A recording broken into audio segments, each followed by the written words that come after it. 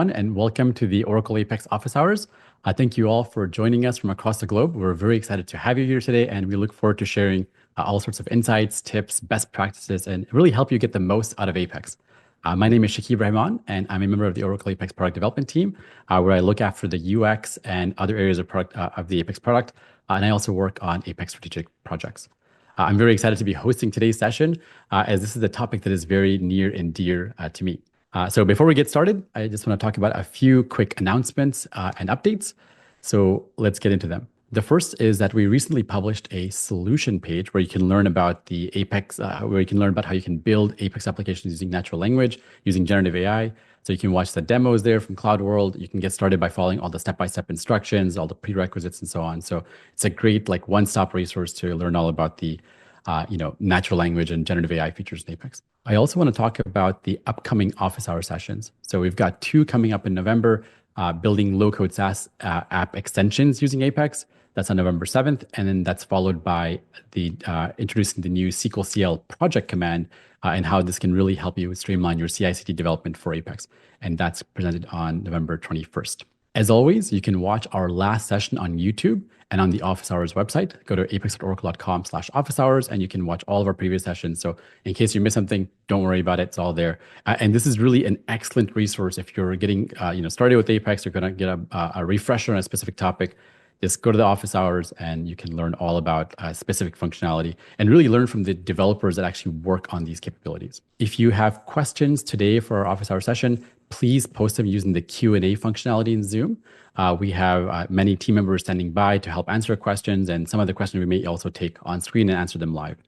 Now, if your question requires a deep understanding or is very complex or specific to your use case, I would suggest that you create a new post on the Apex discussion forums. You can go to apex.oracle.com/forum, and these are the Oracle developer community forums that you can ask questions and get feedback and response from the Apex development team as well as the community at large. All right, so now let's get started. I'd like to introduce today's speaker. So really, there's no one better to talk about how to unlock template components than Tim Kimbrell. Tim leads the UI for all things Apex, and I've known Tim for many years, and we work together every day. Yeah. All right. Hey, thanks, Shakib. Hey, everyone. I'm Tim Kimbrell. I'm on the Apex UI lead. So yeah, as Shakib said, my team and I, we work on Universal Theme, Apex Builder, special projects such as Oracle Forums and stuff like that, as well as bringing Oracle Redwood to Apex. We have an exciting session today, kind of show you guys how to make simple template components to going all out and building maybe more advanced ones. But yeah, should be a good session. And I'll say again, this is a session that we've been looking forward to for a long time. This is probably one of our favorite features, but probably the favorite feature in Apex for a long time. So today we're going to talk about really what are template components at a very high level, how do you use them? What are some of the new updates? And then the first demo, which I'll start off with, is really just how can you use the built-in template components? So if you're using Universal Theme, you have it updated to the latest release, you already get a bunch of template components there. How do we start to use those in your existing applications? Maybe turn that dull, tabular kind of display of information into something a little bit more interesting. And then we'll have a few other demos led by Tim about really building your first template component in a couple of minutes. And then really the most interesting thing is going to be the last one, which is really unlocking the full potential of template components and sort of seeing the start, the process from start to finish of how you can go from Figma to building out a template component. All right, so that being said, let's get started. What are template components? We introduced template components in Apex 23.1, and it's a new plugin type. So technically, it's a new plugin type to build reusable UI components. Now, in the past, if you wanted to have a custom display of information, you had to use something like a classic report template. So you'd build your own, you'd have certain specific placeholders, but it wasn't quite ideal. You had to map the columns and you couldn't really have declarative attributes, or you could go the plugin route and build your plugin, but that required a little bit more sophistication, a little bit more PL/SQL expertise. We wanted to really make it so HTML, CSS, front-end developers, without really having expertise in PL/SQL or SQL or a lot of JavaScript even, to really build all sorts of display components that can be used across your applications. So this, again, released in Apex 23.1. I believe it's a fundamentally a game changer feature for Apex. And the best part is that it has a lot of capabilities built in that would otherwise take you a lot of time and effort to construct. So, for example, you can define all the declarative attributes that then be exposed to your users. It supports actions and menu buttons out of the box. They can be tied to your theme. So, universal theme, comes with a number of template components out of the box that can be refreshed, but you can also build your own template components. And really, one of the best parts is you can even use these template components. So there's a part of it which is called a partial, and you can use that partial as report columns in our other reporting components like interactive reports as well. So it really kind of really broadens how you can build the UI of your Apex applications. And some of the more recent updates, especially in Apex 24.1, we've invested heavily in making template components even more capable. So one of the things that was requested quite a lot was adding selection support. So imagine I have a template component, I have a content row, I'm showing my list of employees.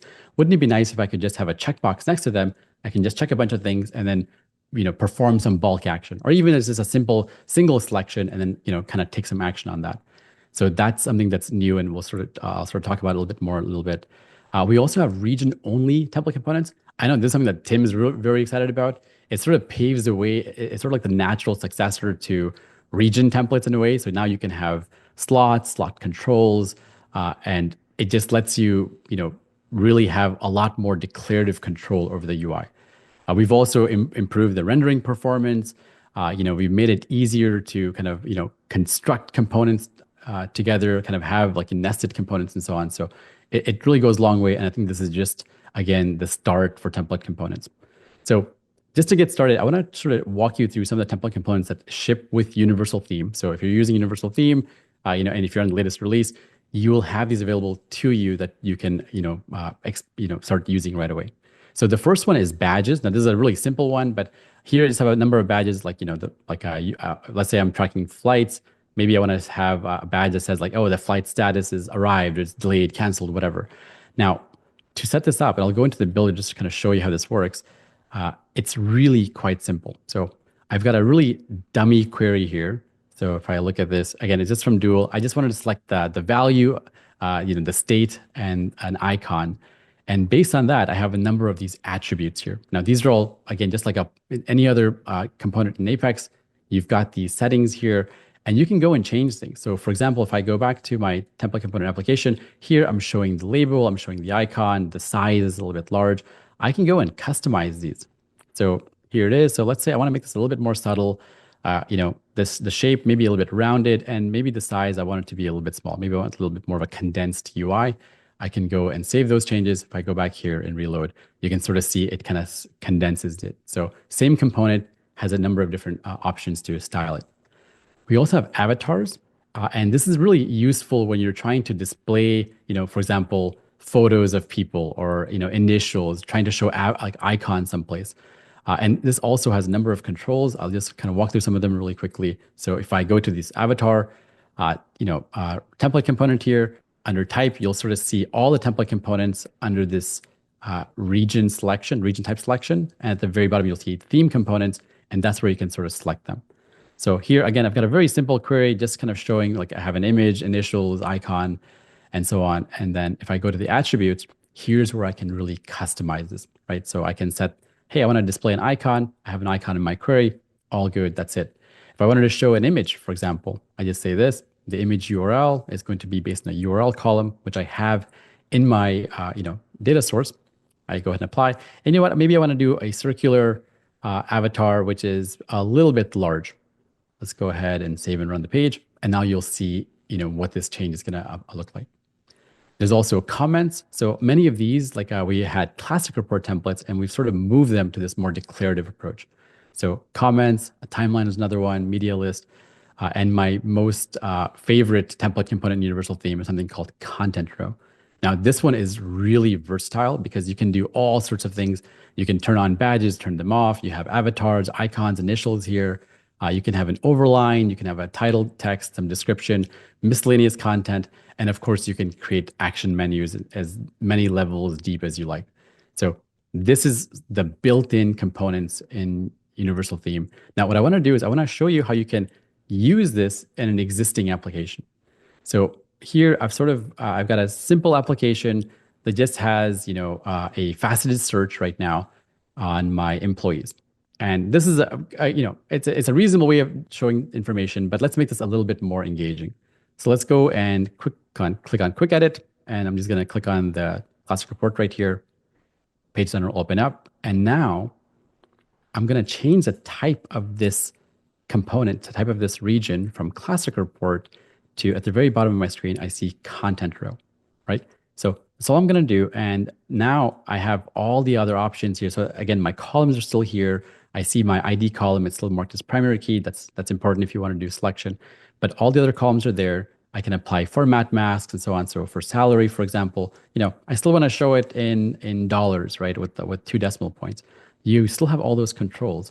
You can set up list of values and so on. But really the value is when you go to the region attributes, now you can configure exactly what you'd like to have here. So for example, for the overline, I want to show the organization that the employee is from. For the title, let's show their first name and last name. And you can use the ampersand dot syntax.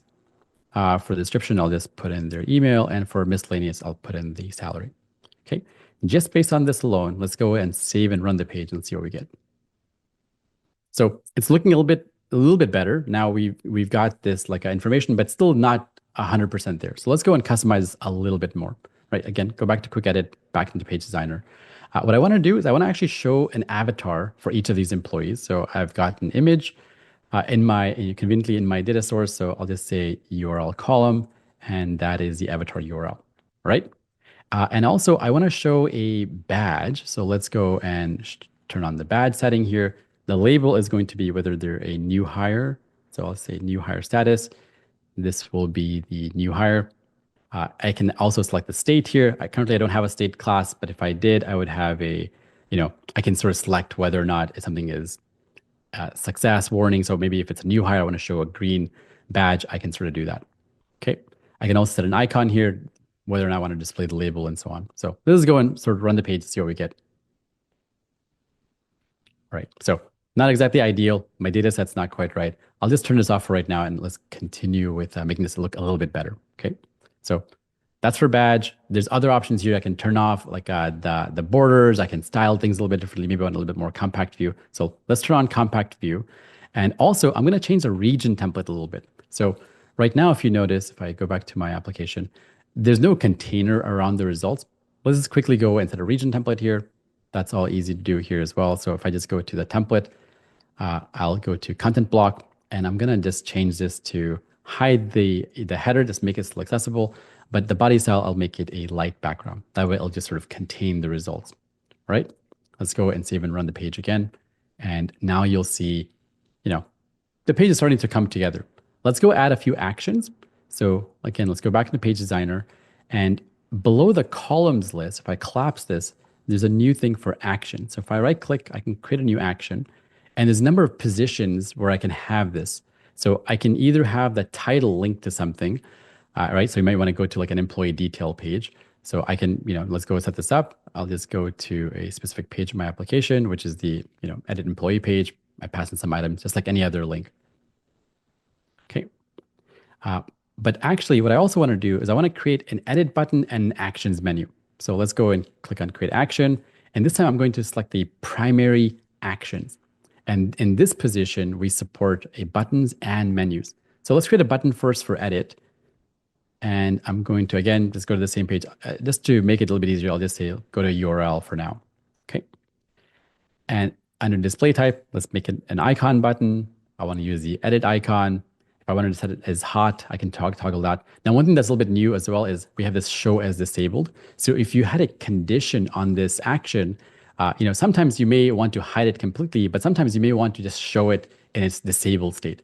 This is what this option allows you to do. Right? So I've got a simple edit button. Let's go and add another action. And this time I'm going to create a menu. So let's go and set the template to be menu. And let's call this actions. And now within my menu, within my actions menu, I have this item here for a menu entry. So let's say I want to assign to project. And again, I'll just, for simplicity, I'll just point to, no URL, but of course you'd go to a page. Okay. And I'm just gonna duplicate this a couple times. So instead of assign to project, let's say, promote employee, and maybe one more, which is going to be to, you know, update manager. The other really cool thing you can do is if I create another menu, I can also create a submenu so I can have it go deeper, or I can create a separator. And sometimes you may want to have a separator. So maybe you have a delete action. You want to kind of have it a little bit spaced out. You can sort of do that. So I'll create a separator and I'm just going to duplicate one of these one more time, put it below that, and I'll say, terminate, right? So now I can save my page. Let's go back and run the application. And there we go. So now I've got an actions. Not quite right. Let's go and make this look like an actual actions button. So again, go back to my actions here. And you see the display type is text. I'll change that to icon. And now I can pick any icon I like. So I like the ellipsis icon. That's vertical. There you go.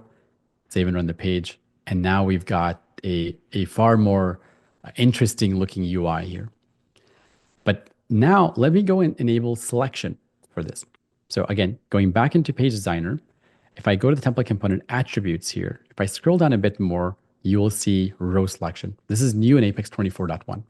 We have a couple of options. One could just be focus only. So you want to have keyboard navigation, maybe like update something else. You can have single selection or multiple selection. So let's start with single selection. And the moment you select that, you have to specify the page item in which you want the ID of that selected row to be populated into. So I don't have an item right now. So let's go and create an item. I'll just create it in my header region here, and I'll call it ID. I'll just make this a hidden item. Okay. So now if I go back to my template component attributes, if I scroll down a little bit, current selection, it'll just be page item. If I save and run the page, now you'll see what this looks like.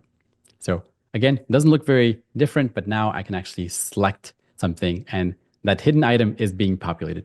But let's say you wanted to actually select multiple employees.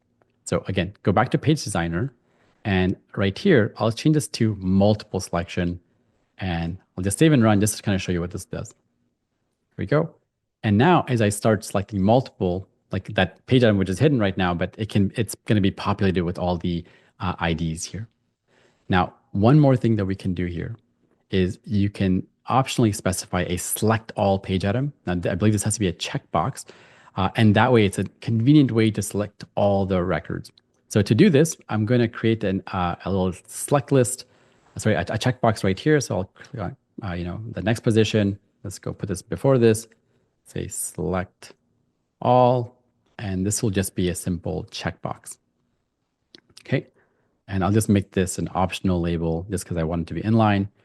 And that's pretty much it. Now let's go back to that template component one more time. And if I scroll down a little bit, the select all page item, that's going to be this one.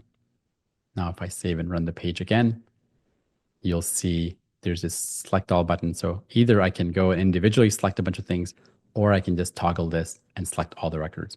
And I can go and manipulate this however I like. So a really easy way to kind of extend your applications using template components and really make your applications a little bit more usable, a little bit more user-friendly. So that's using it inside of just replacing an entire component. But what if I have an interactive report and I wanted to use template components inside one of my columns? So here, let's say I wanted to expose an avatar for the employee. Again, let's go back into Page Designer and I'll show you how this is done. So I have a number of columns. I have initials column, avatar. So let's just start with the initials column for now.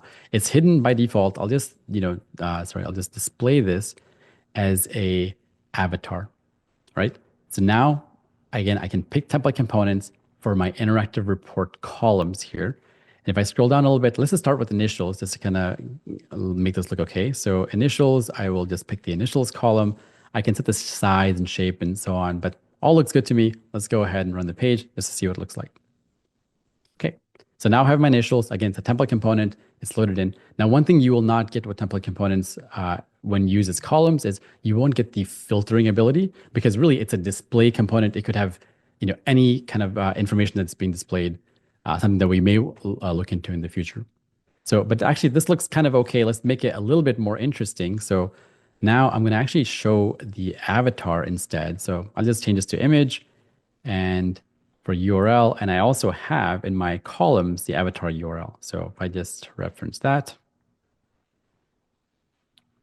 go ahead and save it. And you know what? I'm going to make this into a circular avatar. There we go. You can even do more advanced things here. So just one more thing I'll show you here is let's go and update the email column. And instead of this being plain text, I actually want to show a content row, right? Now I've got all the options here. So what I want to do is let's say first name, last name, similar to what I did earlier, right? For the overline, I can substitute in anything here. So actually I can use first name like this as well. And I'll keep everything else the same. I'll put the email right here. And what I want to do, this is really neat, is I can actually create actions right here. Now, I may not recommend this for every use case, but just show you the flexibility that you have. So again, in my primary action position, I'll have a little menu button, let's call it actions. And I'll just create a new entry really quickly, like edit. Okay, just go to any normal page, just go into # just for right now. And I'll just duplicate this one more time and I'll say delete just to show you what's possible. Again, I probably won't recommend this, but you can have more richer displays of information within your interactive report, kind of load this in. All right. So that's, again, a very simple way of using existing built-in template components into your universal theme applications. Now, I'll pass it over to Tim, and he'll show you how you can actually create template components from start and then really do some more advanced stuff. Right. Over to you, Tim. Thanks, Shakib. Pretty cool. So Shakib showed you the built-in stuff with universal theme. Now I'm going to actually show you how to build some of these. So first off, we're going to start with building just a very quick sort of template component. Basically, this is something anyone can build. I am a front-end developer. I'm not a PL SQL developer. I could dabble in it, but it'd be a little dangerous. That said, template components is perfect for me. So what I'm going to do is I have my sample app right now. Actually, we don't even need this app. I'm going to actually just create a new app real quick. I'm just going to do one for office hours demo. What I'm going to do is I'm just creating a sample app and I'm going to do a YouTube embed. And it's very simple to do this. So I have my application, just a blank app. I'm going to go ahead and run it real quick. Nothing fancy about this. I'm just log in.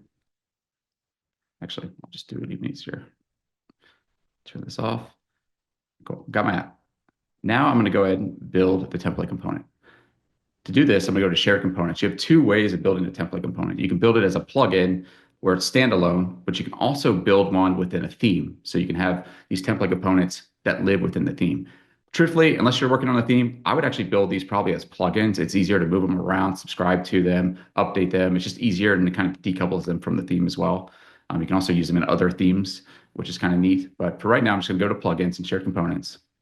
And then I'm going to go to create. I'm going to do it from scratch. And I'm going to go ahead and click next. And now you're going to get the template component creation screen. Similar to plugins, again, it is a plugin at the end of the day. This one though, what's different about this, we're going to have this type right here for template component. And this is the default, yay. For plugins, I'm going to do a YouTube embed. That's what I'm just going to call it. Set typo. And then now I want to build it. But before I do, let me show you what I'm actually going to build. I want to get this sort of video player on my page. Maybe I have a report and I have like my office hour demos or something. I maybe have intro videos, interviews, or something like that. For right now, this is an easy example I can show you. There's other ways of doing this, but what's great is I can start with, I'm just going to go ahead and click the share on this. I'm going to click the embed. YouTube already gives me some markup that I can use. So I'm going to go in here, copy this markup, go back into my plugin, and I'm going to go ahead and just paste it for right now in the partial.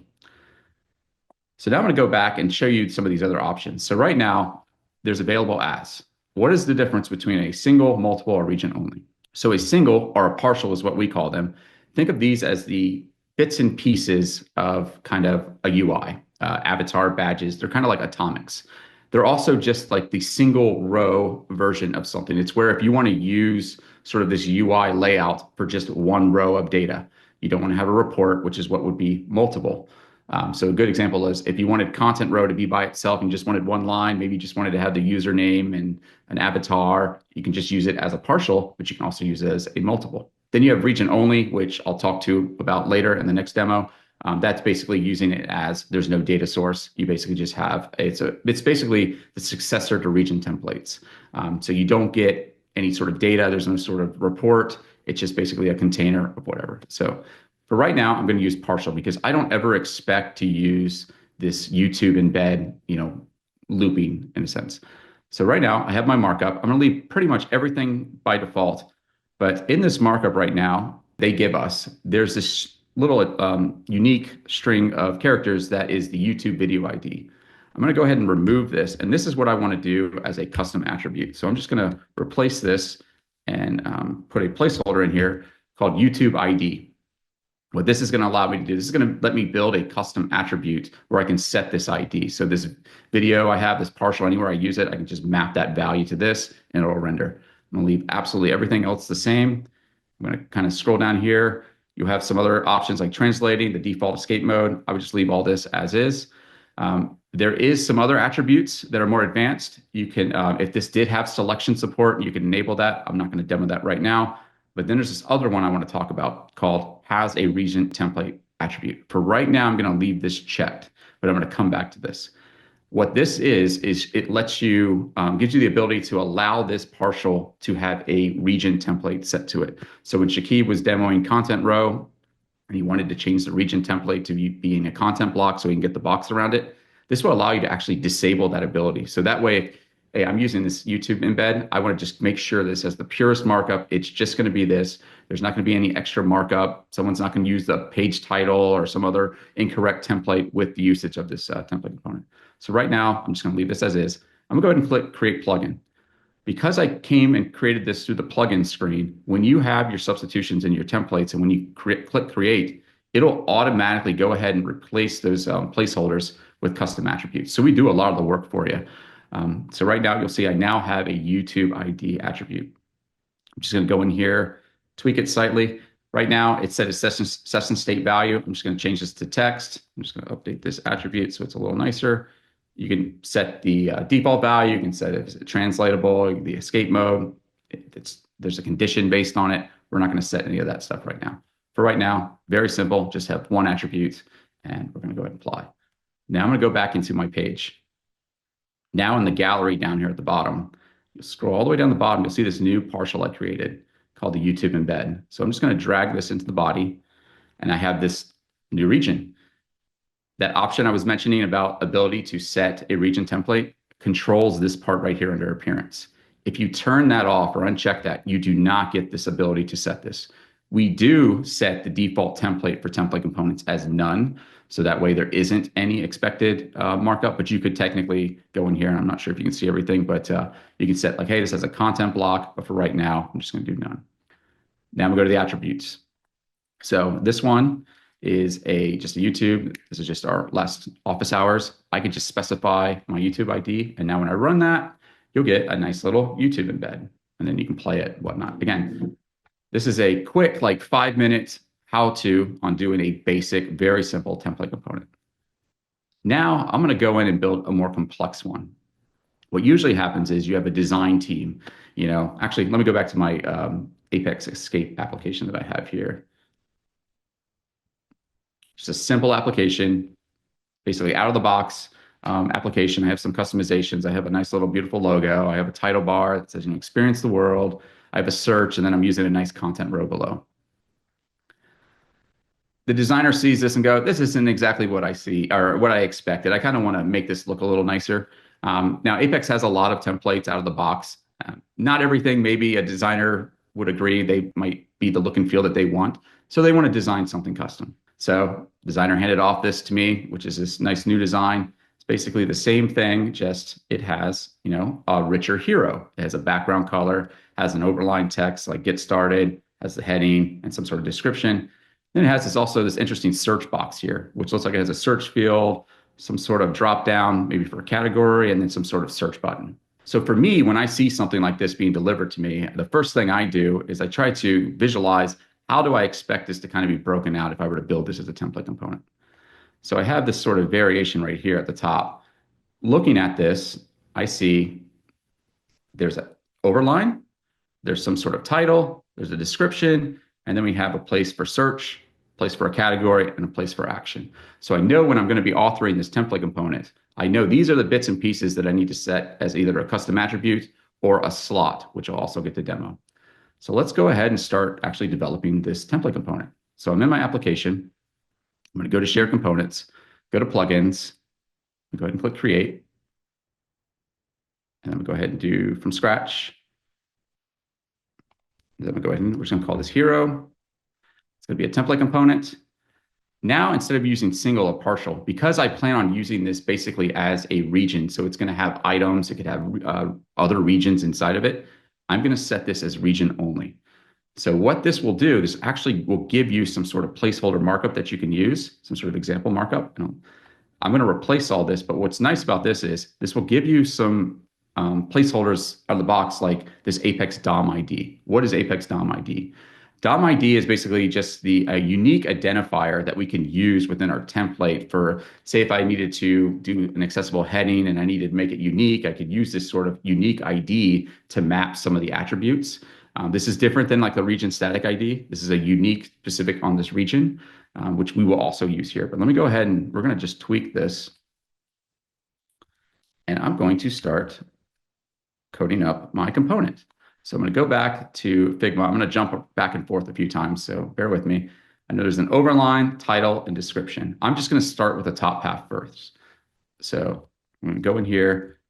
I'm going to give this a class. I try to prefix anything custom I build with some sort of prefix. For right now, this is just a custom demo, so I'm just going to use C. If I was working on, say, like a Redwood app, I might do RW dash. If I was working on, say, Oracle Forums, I might do like F or something like that. And then basically, I just prefix it so that way these CSS classes are scoped. So this is called a hero. Now, we also include some other placeholders out of the box. So I'm going to click help.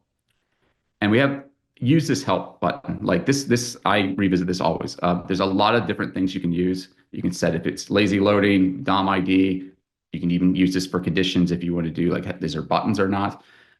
There's stuff if you want to reference the title, but there's this one right here called component CSS classes. This, instead of having a custom attribute that I would create to allow someone to pass in CSS classes, we give you one out of the box. We actually will reuse and have CSS attributes and property editor that you can use to apply additional CSS. So I'm actually just going to go ahead and apply this here. This way I don't have to create a new placeholder for this. So then next, I'm going to go ahead and do the overline. And then we'll do a title. And then I will do the description. I'll do the search stuff in a bit, but for right now, we have our hero, we have our overline, title, and description. Now, I can click Create Plugin, and Apex will create these three attributes, but I have this title attribute here. Instead of using or creating a new attribute for title, I can actually use the region's title attribute built into Apex here as well. So what I'll do is I'm actually just going to go and copy Apex $title and use that as well. So that way I don't have to, build a custom attribute. Then you have a title on the region, but then you have a title attribute under the region's attributes. So it can get a little confusing. So for right now, I'm just going to use that. Leave everything else as is. I'm going to go ahead and click Create Plugin. So I've created my plugin, and you'll scroll down. You'll see that, I forgot to do the pound sign for that. No worries. Go ahead and click Stay on Page, apply that. Now, I'm actually glad that kind of messed up. So because I didn't have this hash or this pound sign here, the description one didn't get parsed and get added as an attribute. So now there's this button down here called Synchronize from Template. I have overline here, but I don't have description. So let me go ahead and click that. Apex will go through, loop, read all the placeholders, and then add any attributes that's missing. So now I actually have my attributes. What's great is it actually did it in the right order. I will say, when you do this, Apex does render these in alphabetical. If that does happen, you can go in and change the sequence order. But because of what just happened, that was a very convenient slip up. Very convenient. But either way, so I'm going to go back to overline. By default, it uses session state value. I'm going to change this to text because this is a region only. I expect people to put static text here. I'll just say it's translatable, keep everything else as is. I'm then going to go back and then I'm going to go to the description attribute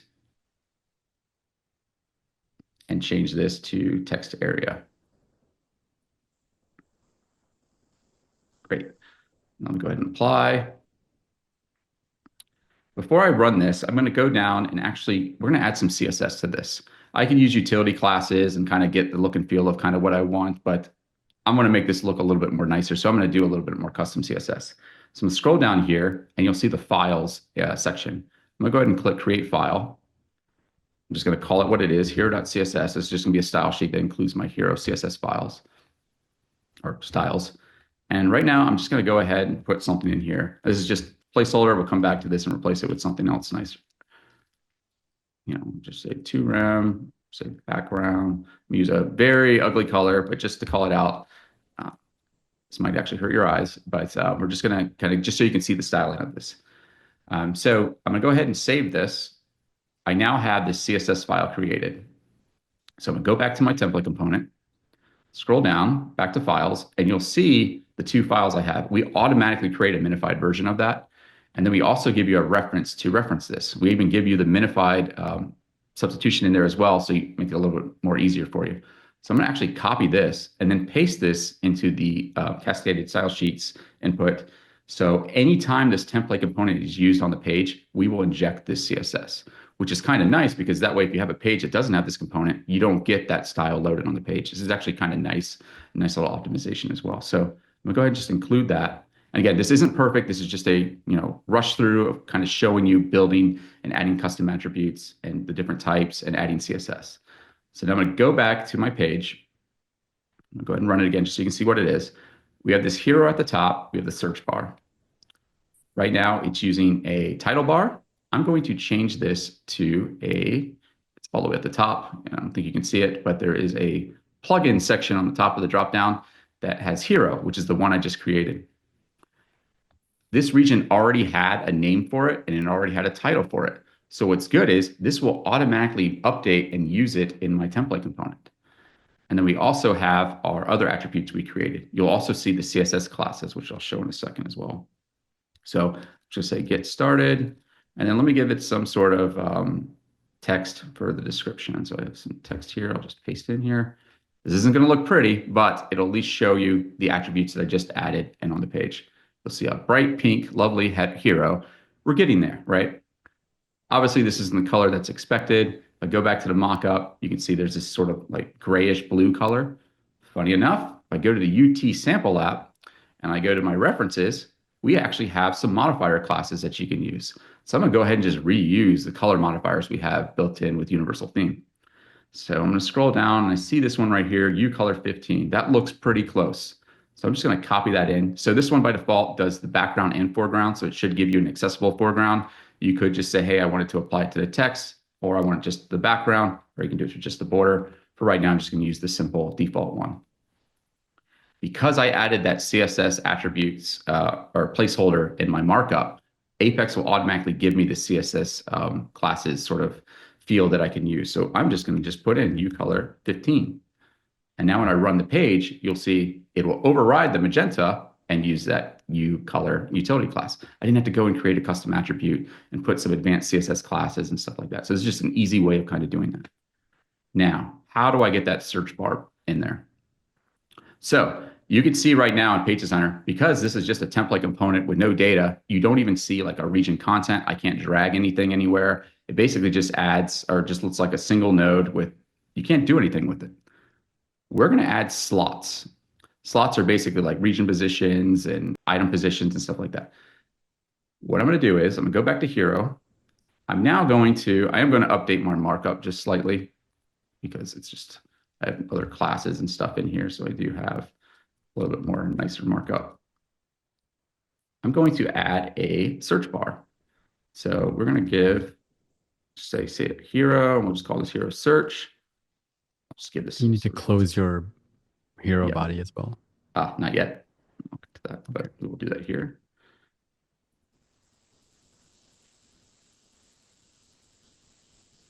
All right, so our search bar, if I go back to Figma, has a search input, has a category and actions.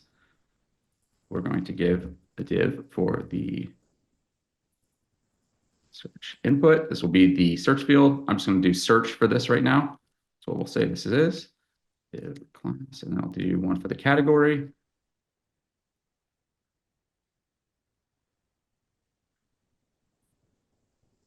And then lastly, we'll do one for the action, which is would be like the search button.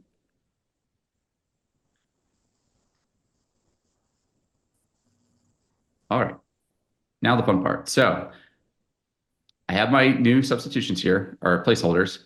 Instead of going down here and clicking synchronize from templates, what I'm going to do is leave these in the template. I am going to save, but I'm going to go ahead and click save.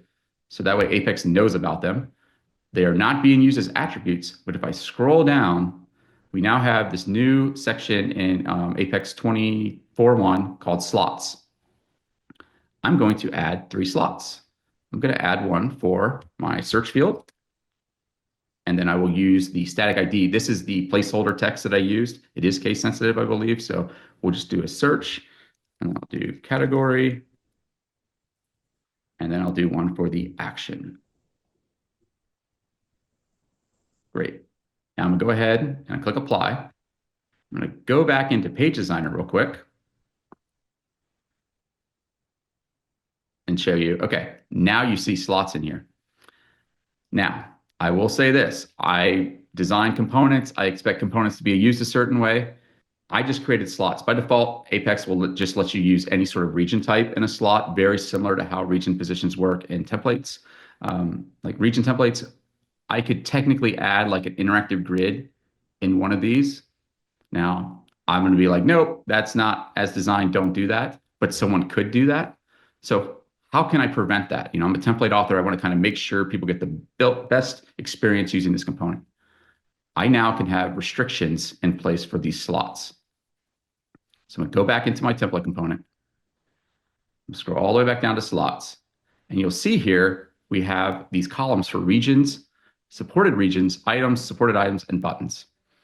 By default, again, it uses regions. If you check whether regions, items, or buttons, it'll allow all of that item type by default. If you want to restrict it to only allowing certain types, it becomes a whitelist. So what I'm going to do is I don't want regions in either of these categories or any of these slots. But what I want for actions, I want buttons. So when you have actions, we expect a button to be placed there. We don't expect an input or anything like that. For category, I'm going to say it's an item. We want to support items. But what type of items? Well, I can click this. I'm only going to allow the select list here. As I want it to have a simple dropdown. And then for search, I only want to allow text field. Maybe I want to allow text field with autocomplete in the future or some other sort of new component maybe that comes down the line. But for right now, I just want text fields. You can also set default slot positions. So that way, when you're using Apex and Page Designer, if you want to say, hey, just add a new page item or a new button, we can default the position of where it goes. So right now, I'll ignore regions for right now, but for items, I'll actually have to save this.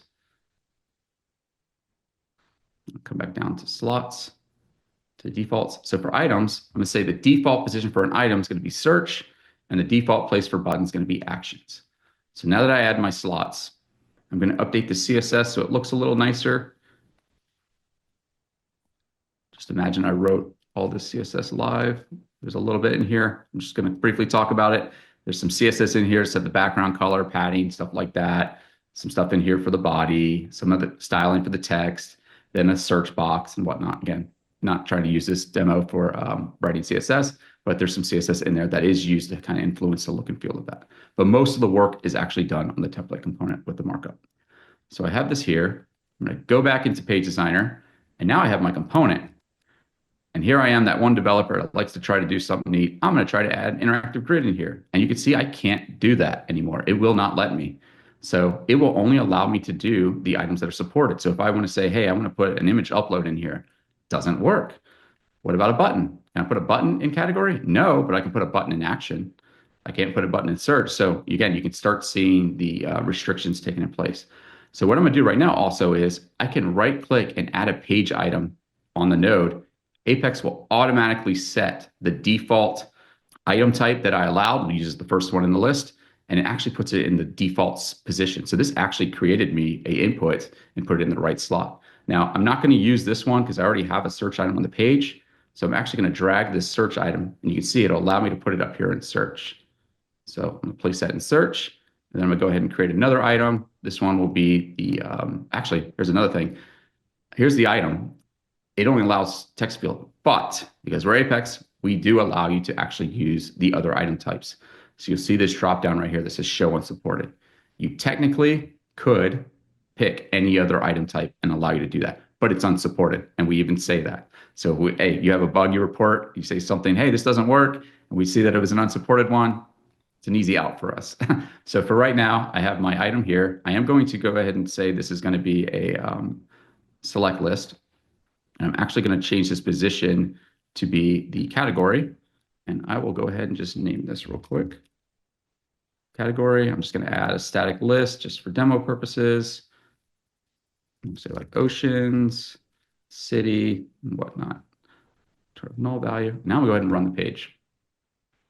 So now it's going to look a little different, but I have my overline, my title, my description, and now I have my two items that I just created. So now I have my search item and my select list. And again, I did have extra CSS to lay this out and make it look a little nicer. But now I'm going to go ahead and add a button. This is going to be the search button.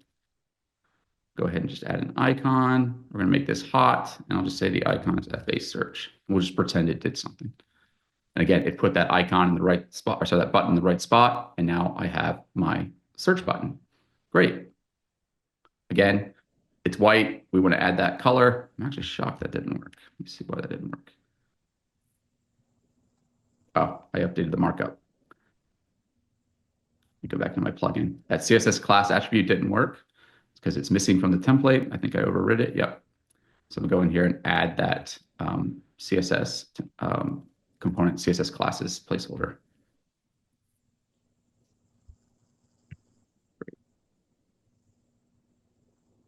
So now refresh. Again, we're getting closer.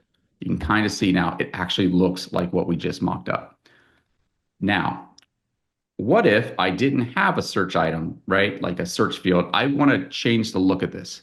I've shown a very basic HTML example, but say for some reason a developer didn't put a search item, but they left a category in a search button.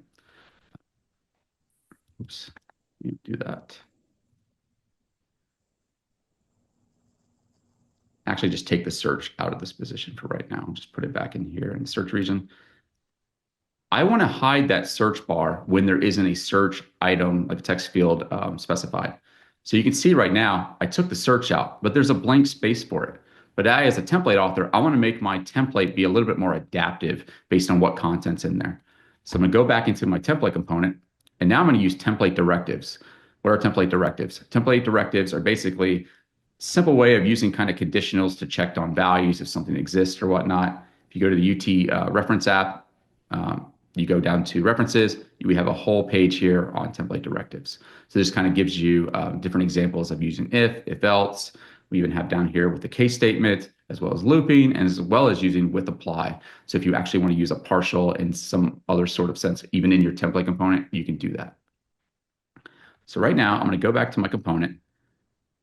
I had this search slot. You can actually check to see if a slot is being occupied or not.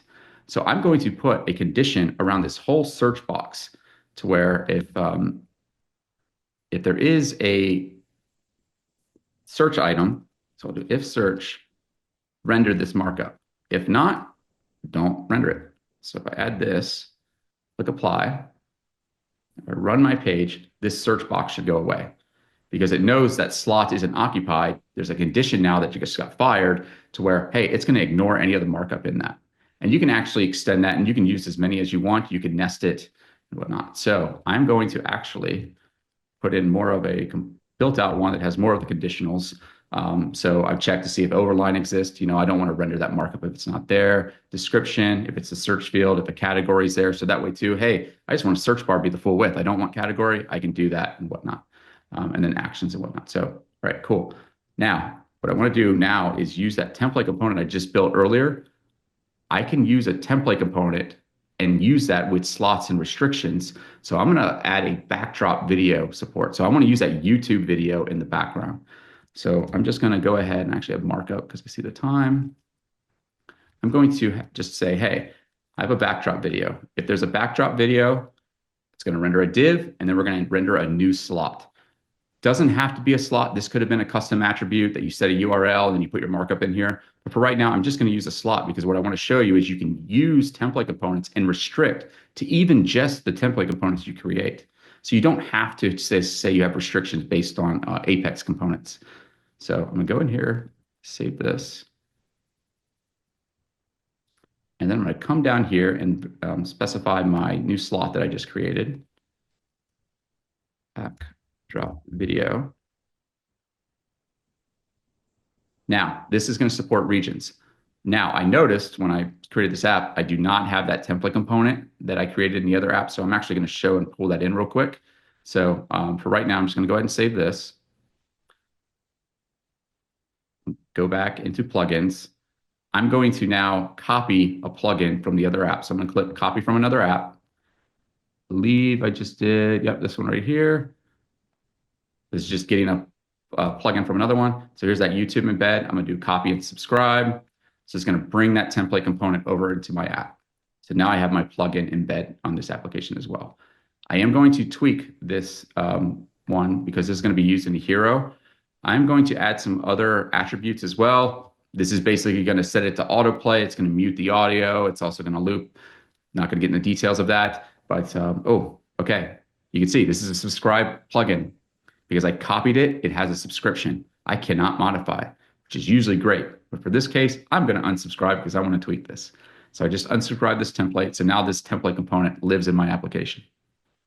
Now I can make changes. I'm going to just add in autoplay. It's going to hide the controls. It's going to mute it and then do some sort of looping. That'll work. Yeah. Apply and update. Great. Now I'm going to go back to my hero component. Sorry for all the jumping around. Go back to slots. I now have that template component in my app. So now I'm going to add a restriction for backdrop. I only want to allow this YouTube embed. So you can't put anything else other than that in there. You can see it's just a plugin. Don't have to use native Apex items and components. So go ahead and click apply. Go back into Page Designer. Now I have my new backdrop video slot. Scroll down here. I have my YouTube embed that I had from the other demo. I'm just going to place this in here. You can give it a name. I'm just going to do video. Leave everything as is. It does have a template option, just set to none. But I'm going to go ahead and set the ID on here. This is just a nice little sample video. I'm going to go ahead and click play. Now you're going to get the YouTube video in the background running, and it has this sort of hero. I'm also going to put my search item back just so it looks a little nicer. Place this in here. There we go, search. Go ahead and run this, and now you get a full-on nice little hero experience. Looks pretty cool. You can do a lot with it. Works with theme roller. The way the CSS works with the red with light, red be to dark, it'll actually invert and work well. Also works with mobile. Pretty neat. Again, you can do a lot with template components, CSS. Just change and stack, and a nice little mobile experience. What I want to say about template components, this is my type of feature I like in Apex. It allows someone like myself who loves HTML and CSS, does this daily, loves it, loves taking a design and actually making it useful. Usually when you're working with HTML, CSS, you can make things look pretty, but now I can actually make things functional, and I can actually make them easier for developers to use without having to be a PL SQL developer or JavaScript developer. If you are, you can make these even nicer, but I'm able to do a lot purely with just templates. And again, these are built to where, like, just imagine in the future there'll be more of these. Like, this is kind of starting the groundwork for the way we expect Apex and the UI to kind of be built in the future. So like region templates and stuff, those go away. We expect everything kind of to be a template component in some fashion. We like to use those if statements. Like I have to have the purest markup. I want to use those conditionals everywhere. I want slots. I want restrictions. I want to be able to build the best secure, sort of accessible, best user experience out of the box. And that's what we plan to do with some of these new features. So that demo kind of just showed kind of 3 or 4 features that came from 24.1: slots, restrictions, region only, and kind of just one component. There are some resources out there I want you to check out. Let me go ahead and stop sharing, but use the UT sample app. or sorry, reference app. We have a lot on here. There's colors, the template directives. There's some example template components. You can get the demos that I showed today on templating. You can get them on Apex World. You can download that component. It's on GitHub as well.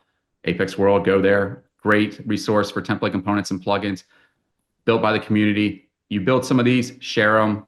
Let's get more people building some of these. I'll give a shout out to United Codes. They make this great tool for building template components. If you're a front-end developer and you're afraid of Apex, you can actually get started in doing your markup and CSS and actually start building template components. And you can actually see what you're doing using this tool. It's a very great tool, something to get started with, and it's very powerful. I definitely expect or hope you guys check that I'm a out. huge fan of this tool. Yeah. Philippe did a wonderful job. It's really helpful for new developers just kind of see what's going on. So Yep. absolutely. Yeah, that's mostly it. That's what I got for my demo. But yeah. Hey, thanks so much, Tim. So as you can see, there's a lot of potential in template components. I think we're still just scratching the surface. Like these are just like, still, Tim sort of mentioned like, hey, using HTML and CSS, you can sort of go a long way. Now imagine you're able to actually couple in some JavaScript and having that little bit of client-side interaction. There's just so much that you can do with these template components. Here's some of the resources that we talked about. So again, the Universal Theme Reference Application, apexoracle.com/UT. All these samples that you saw today, download them on timpudding.com. Apex.world, like definitely an amazing resource for the Apex community at large. You can find all the plugins there. There's template components. There's a whole lot more there as well. I definitely encourage you to check it out. There's also a Slack as well. And I also recommend this United Codes like Apex Template Studio. I think the team has just done a wonderful job making it easy to approach and build out your template components. Now, unfortunately, we're running out of time, so I want to go on to the next slide here. And really, we did have a number of Q&A, that we were able to answer live, during this session. But if you missed something, don't worry about it. You can go to apexoracle.com/office hours, and you can watch all the replays. We hope to post this replay as soon as we can. Thank you all so much for attending today. We hope you found this session as enjoyable and you really got something out of it. We do this day in, day out. We love to kind of build Apex applications and really how can we use Apex to build Apex and make better applications and make developers more productive. And this is just a small taste of that. Of course, there's a whole lot more office hour sessions that kind of go into this a whole lot more. So that's pretty much it. Again, thank you all for attending today's session. I hope you enjoyed it and we look forward to seeing you next time. Right? Have a great day. Thanks, everyone.